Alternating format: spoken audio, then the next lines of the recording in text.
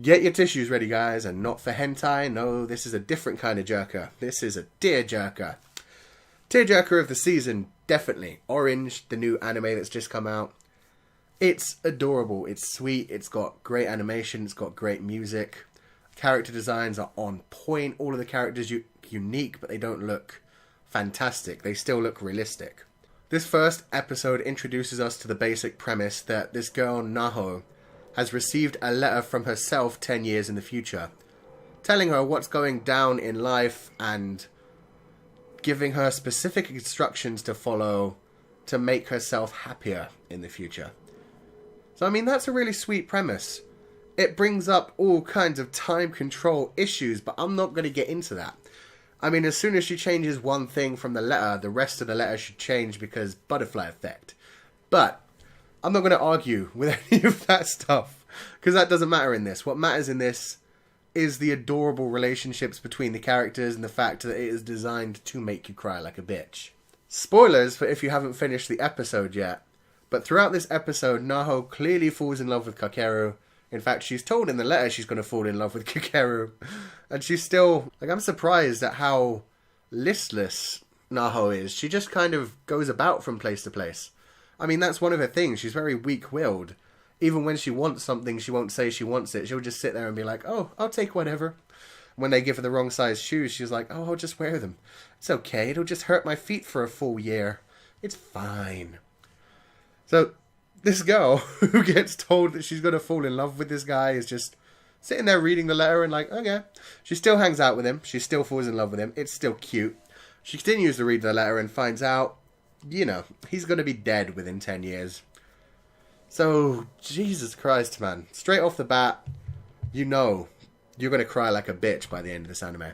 I'm not sure if it's going to be 13 episodes or 24 or 25 or whatever. But, you know, I've already fallen in love with these characters. I mean, instantly, we meet Kakeru as the new student. We meet Naho. She's cute and, you know, so sweet. She doesn't want to tell anyone anything. She just sits there and takes whatever life throws at her, which is so sad. And then the rest of this group is just so cool. They instantly invite Kakeru to hang along with them, and they have so much fun. There's this girl with the blonde twin tails who's my favourite girl so far, because she's just always laughing her head off. She's always got that big toothy grin. Oh man, they're just such a sweet little group. So you get dragged along and fall in love with them almost instantly. And so you know this one is going to really wreck you in the feels because, you know, one episode in and you already love these characters. And we've been warned, Kakeru will die by the end of 10 years. But the anime doesn't seem too focused on the sadness just yet. It seems focused on the idea of enjoying life while you have it. And I really like that. I mean, Naho from the future, she's not trying to completely change things so that Naho stays away from Kakeru and doesn't have to go through heartbreak. She's not trying to change things so that Kakeru will actually stay alive. She's not making massive changes. She's just trying to make the younger Naho really enjoy her life the most, get the most memories that she can while Kakeru is around and while she's still young and hanging out with all of her friends. So that's really adorable. And we see little glimpses into Naho of the future. We see a glimpse actually of Hiroto, Suwa, in the future as well, with a kid. Whether that ends up being Naho's kid, or whether he gets together with some other woman, we don't know yet. That should be very interesting to find out as things go down. And that's why this anime is going to be so good. I mean, we're seeing glimpses of the future as well as the past. The past is going to be sweet as all hell. You can tell Naho is going to get closer and closer to Kakeru as time goes on, while knowing that he's going to die. And she's going to keep reading this letter. That's one of the things that gets to me. Is in this episode, she read the first bit of the letter straight away.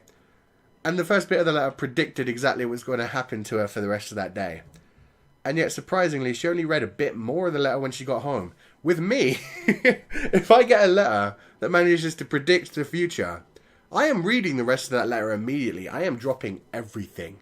You'd have no idea what might be in that letter. It might say, oh, by the way, if you don't do this, you're going to die.